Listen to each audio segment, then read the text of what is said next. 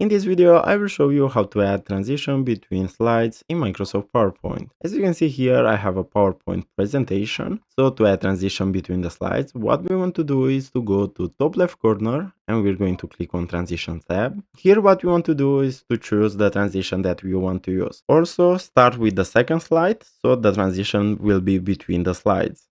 Now you want to choose the transition. You can choose from these presets, or if you don't like them, you can click on here and you can choose many more exciting transitions. So for example, let's say that we want to use this one between these two slides.